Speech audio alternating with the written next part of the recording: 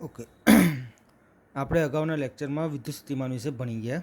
આપણે એવું સમજ્યા હતા કે આ કયું વિદ્યુત ભાર છે એના વિદ્યુત ક્ષેત્રમાં આ એક બિંદુ છે. તો અનંત અંતરેથી એકમ ધન વિદ્યુત ભારને વિદ્યુત ક્ષેત્રના આપેલા બિંદુએ લાવવા માટે વિદ્યુત ક્ષેત્રની વિરુદ્ધ જે કાર્ય કરવું પડે છે એ કાર્યને આ બિંદુનું શું કહેવામાં આવે છે? સ્થિતિમાન કહેવામાં આવે છે. હવે આજે આપણે સમજીશું વિદ્યુત સ્થિતિ ઉર્જા સમજીશું. બંને વસ્તુનો આંકડો જે છે બંને વસ્તુમાં જે કાર્ય છે એ કાર્ય વસ્તુ સેમ આવે છે, પણ બોલવાની પદ્ધતિ થોડી અલગ હોય છે. સમજો એકવાર. વિદ્યુત સ્થિતિ ઉર્જા કોને કહેવાય છે? તો ક્યુ વિદ્યુત ભારને અનંત અંતરેથી વિદ્યુત ક્ષેત્રમાં આપેલા બિંદુએ લાવવા માટે કરવા પડતા વિદ્યુત ક્ષેત્રની વિરુદ્ધ કરવા પડતા કાર્યના મૂલ્યને આપેલા બિંદુ પાસે જે વિદ્યુત ભારને તમે લાવો છો એ વિદ્યુત ભારને શું કહેવાય? સ્થિતિ ઉર્જા કહેવાય. એનો મતલબ એવો થાય કે અહીંથી તમે અહીં લાયા વિદ્યુત ભારને, સપોઝ કે કાર્ય થયું 100, તો આ 100 છે એ 100ને આ બિંદુનું શું કહેવાય? સ્થિતિમાન કહેવાય. અને આ જ 100ને આ બિંદુ પાસે જે વિદ્યુત ભારને તમે લાવો છો એ વિદ્યુત ભારને શું કહેવામાં આવે છે? વિદ્યુત સ્થિતિ ઉર્જા કહેવાય છે. ટૂંકમાં એવું કહી શકાય કે આપેલા બિંદુએ સ્થિતિમાન બરાબર આપેલા બિંદુએ લાવવામાં આવતા વિદ્યુત ભારને શું કહેવાય? સ્થિતિ ઉર્જા કહેવાય. ટૂંકમાં વસ્તુ સેમ જ છે, બરાબર. ટૂંકમાં એને આપણે સમજી શકીએ છીએ. ઓકે, ફરીથી એકવાર કહું છું, વિદ્યુત સ્થિતિ ઉર્જા અને વિદ્યુત સ્થિતિમાન આપેલા બિંદુનું હોય કે આપેલા સ્થળનું હોય, અને વિદ્યુત સ્થિતિ ઉર્જા એ બિંદુએ જે વિદ્યુત ભારને લાવો છે વિદ્યુત ભારની શું હોય છે? સ્થિતિ ઉર્જા વિદ્યુત ભારની હોય છે અને વિદ્યુત સ્થિતિમાન આપેલા બિંદુનું હોય છે. Okay, ready. વિદ્યુત સ્થિતિ ઉર્જા પહેલાંની વ્યાખ્યા આવશે. તેની વ્યાખ્યામાં આપણે પહેલાંમાં એકમ ધન વિદ્યુતભાર બોલતા હતા. અહીંયા આપણે એકમ ધન વિદ્યુતભાર નથી બોલતા, પણ સ્મોલ ક્યુ વિદ્યુતભાર બોલીએ છીએ. તેની વ્યાખ્યા એકવાર ધ્યાનથી સાંભળજો કે આપેલા વિદ્યુતભાર ક્યુને અનંત અંતરેથી વિદ્યુત ક્ષેત્રના આપેલા બિંદુએ લાવવા વિદ્યુત ક્ષેત્ર વિરુદ્ધ કરવા પડતા કાર્યને તે બિંદુ આગળ તે વિદ્યુત ભારને શું કહેવામાં આવે છે? વિદ્યુત સ્થિતિ ઉર્જા કહેવામાં આવે છે. ઓકે, જેને સિમ્બોલ આપણે યુ આપીએ છીએ. ઓકે, 110%. તો હવે વસ્તુ છે કે આ ક્યુ વિદ્યુત ભાર છે, અંતરે સ્મોલ ક્યુ વિદ્યુત ભાર છે, અને આપેલા બિંદુ પી બિંદુએ તમે લાવો છો તો જે કાર્ય થશે એ કાર્યને આ પી બિંદુ પાસે આ જે વિદ્યુત ભાર છે વિદ્યુત ભારને શું કહેવાય? સ્થિતિ ઉર્જા કહેવાય. 110% આપણે લખી શકીએ કે પી બિંદુએ સ્મોલ ક્યુ વિદ્યુત ભારને વિદ્યુત સ્થિતિ ઉર્જા. તો કાર્ય તમે કેવી રીતે કરાવો છો? તો અનંત અંતરેથી આપેલા બિંદુએ. તો ઇન્ફાઇનાઇટ તો શું લખાશે? પી લખાશે. Okay, ready. ઇન્ફાઇનાઇટ ક્યાં આવશે? અહીં આવશે. પી ક્યાં આવશે? ઉપર. રેડી. કોને? એકમ ધનને નથી લાવતા, પણ સ્મોલ ક્યુ વિદ્યુત ભારને લાવો છો તો ક્યુ ઈ ઇન્ટુ શું થશે? ડીઆર થશે. કાર્ય વિદ્યુત ક્ષેત્રની વિરુદ્ધમાં કરો છો એટલે 110% આગળ શું લખાશે? માઇનસ લખાશે. તો 110% અહીંયા પી બિંદુ પાસે જે કાર્ય થયું છે એ કાર્યને આપણે પી બિંદુ પાસે આપેલા વિદ્યુત ભારની વિદ્યુત સ્થિતિ ઉર્જા કહીએ છીએ. તો એને લખાશે કે UP is equal to minus infinite to P Q E dot શું થશે? ડીઆર થશે. જેમ મેં તમને કીધું હતું કે વિદ્યુત સ્થિતિમાનના મૂલ્યનું મહત્ત્વ નથી, પણ મહત્ત્વ કોનું છે? એના તફાવતનું છે. એમ મારો કહેવાનો મતલબ એવો છે કે એ જ રીતે વિદ્યુત સ્થિતિ ઉર્જાના મૂલ્યનું મહત્ત્વ નથી, પણ મહત્ત્વનું તફાવતનું છે. સપોઝ કે આ વિદ્યુત ભારને તમે અહીં લાવો તો અહીં સ્થિતિ ઉર્જાની 100 મળે છે. હવે એને તમે અહીં લાવો ક્યુ બિંદુ પાસે તો ત્યાં સ્થિતિ ઉર્જાની 150 મળે છે. તો આ 100 અને આ 150નું મહત્ત્વ નથી, પણ એના તફાવતનું મહત્ત્વ છે. તો પહેલાંમાં જેમ સૂત્ર લખીએ છીએ એ જ રીતે આમાં પણ સૂત્ર લખાય, ફરક કશો નથી પડતો. હું લખું છું, એકવાર ધ્યાનથી જોજો.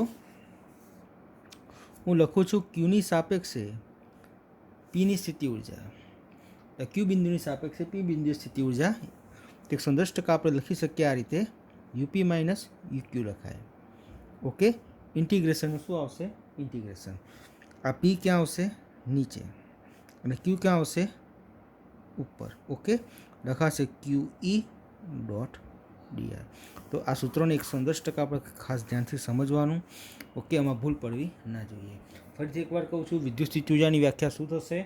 તો એવું કહેવામાં આવે છે કે આપેલા વિદ્યુતભાર ક્યુને અનંત અંતરેથી વિદ્યુત ક્ષેત્રના આપેલા બિંદુએ લાવતા વિદ્યુત ક્ષેત્ર વિરુદ્ધ કરવા પડતા કાર્યને તે બિંદુ આગળ તે વિદ્યુતભારની વિદ્યુત સ્થિતિ ઉર્જા કહેવામાં આવે છે. Okay, ready. તો આપણો આ મુદ્દો થઈ ગયો વિદ્યુત સ્થિતિ ઉર્જા. ઓકે, સમજો. હવે આપણો નવો ટોપિક છે બિંદુવત વિદ્યુતભારને લીધે વિદ્યુત સ્થિતિમાનનું સૂત્ર મેળવવું. યામાક્સ પદ્ધતિમાં ઉગમ બિંદુ પર કેપિટલ ક્યુ વિદ્યુતભાર મૂક્યો છે. એના વિદ્યુત ક્ષેત્રમાં આપણું એક આ બિંદુ પી છે, જેનું સ્થાન સદિશ આર છે. તો આ પી બિંદુએ આપણે વિદ્યુત સ્થિતિમાન શોધવું છે. તો આપણે એને કઈ રીતે શોધી શકીએ છીએ તો સમજવાનું એકવાર શાંતિથી. આપણે શું કરવું પડે તો અનંત અંતરેથી એકમ ધન વિદ્યુતભારને આપણે ક્યાં લાવવો પડે? પી પર લાવવો પડે.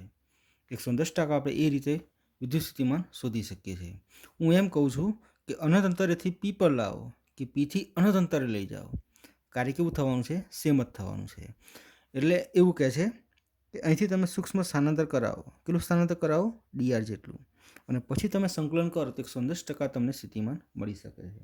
ઓકે, હવે 110% કે પી બિંદુ સ્થિતિમાનનું સૂત્ર આપણે સમજી ગયા છે કે પી બિંદુ સ્થિતિમાન વીપી ઇઝ ઇક્વલ ટુ, મારો કહેવાનો મતલબ અહીં એકવાર સમજજો, ગૂંચવાતા નહીં, કે અહીંથી તમે પી પર લાવો કે પીથી તમે અહીં લઈ જાઓ, કાર્યમાં કોઈ ફરક પડવાનો નથી. કાર્યનું મૂલ્ય જે આવવાનું છે એ જ આવવાનું છે. તમે આ બાજુ જાઓ તો કાર્ય માઇનસ થાય, અને આ બાજુ જાઓ તો કાર્ય કેવું થાય? પ્લસ થાય. પણ મૂલ્ય આપણને કેવું મળે? સેમ મળે. ઓકે, એટલે અહીંયા મેં બતાવ્યું છે સૂક્ષ્મ સ્થાનાંતર બતાવ્યું છે ડીઆર જેટલું. ઓકે, એના આધારે આપણે સંકલન કરી શકીએ. હવે સમજો કે પી બિંદુ સ્થિતિમાન છે, તો પી બિંદુ સ્થિતિમાનનું સૂત્ર શું થાય? તો માઇનસ ઇન્ફાઇનાઇટ ટુ પી, એકમ ધન વિદ્યુતભાર છે આપણો અહીંયા, ઈ ઇન્ટુ શું લખાય? ડીઆર લખાય. ઓકે, સમજો. હવે હું આ માઇનસ છે એને મારે પ્લસ કરવા હોય તો મારા છેડા શું કરવા પડે? ચેન્જ કરવા પડે. એટલે એનો મતલબ થાય કે પી નીચે આવી જશે, ઇન્ફાઇનાઇટ ક્યાં જશે? ઉપર જશે. ઓકે, એ ઇન્ટુ શું લખાશે? ડીઆર લખાશે. હવે એકવાર ધ્યાનથી જોજો, પી ટુ ઇન્ફાઇનાઇટ, ઈનું સૂત્ર શું થાય? તો ઈ ઇઝ ઇક્વલ ટુ સૂત્ર થાય કે ક્યુ અપોન આર સ્ક્વેર. વિદ્યુત ક્ષેત્ર કઈ દિશામાં છે? તો આર સ્થાન સદિશની દિશામાં, એટલે શું લખાશે? એકમ સદિશ આર કેરેટ. આ ડોટના ડોટ અને આ શું લખાશે? ડીઆર સદિશ. હજુ જોજો એકવાર શું થાય છે કે VP is equal to P to infinite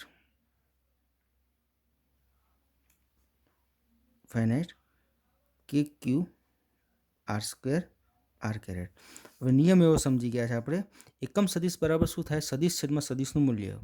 એટલે આર કેરેટ બરાબર ડીઆર સદિશ છેદમાં ડીઆરનું મૂલ્ય, જેથી ડીઆર સદિશ બરાબર આર કેરેટ ડીઆર લખી શકાય છે. તો આને ખાસ ધ્યાનમાં રાખવાનું. તો આની જગ્યાએ હું આર કેરેટ ડીઆર લખી શકું. ઓકે, જોજો, વીપી ઇઝ ઇક્વલ ટુ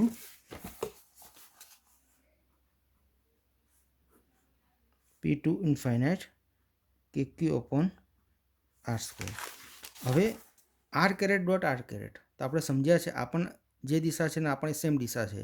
ટૂંકમાં આઈ ડોટ આઈ શું થાય? 1 થાય. જે ડોટ જે શું થાય? 1 થાય. અને કે ડોટ કે શું થાય? 1 થાય. તો r caret dot r caret બરાબર શું લખાશે? 1 લખાશે.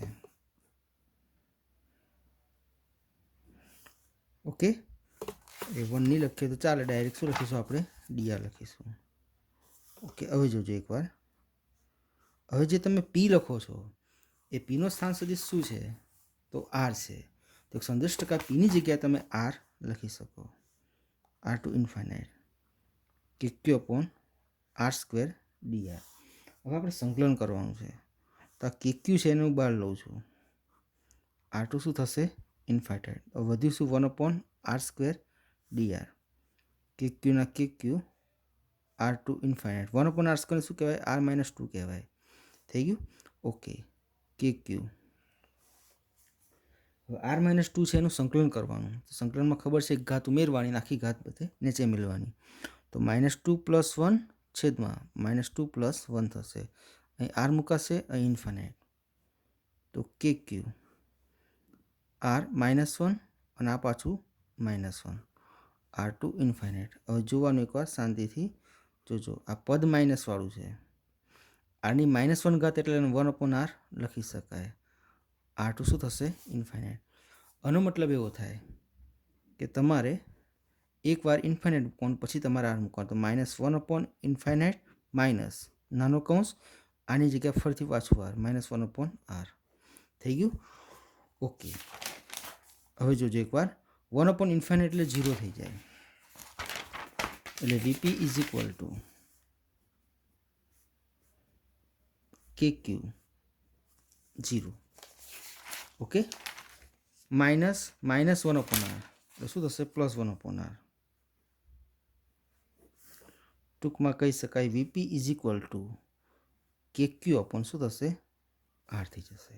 ઓકે, ટૂંકમાં એને આમ પણ લખી શકાય છે. કેની વેલ્યુ શું થાય 1/4πε0 થાય 110% 1/4πε0 Q અપોન શું થશે R થશે.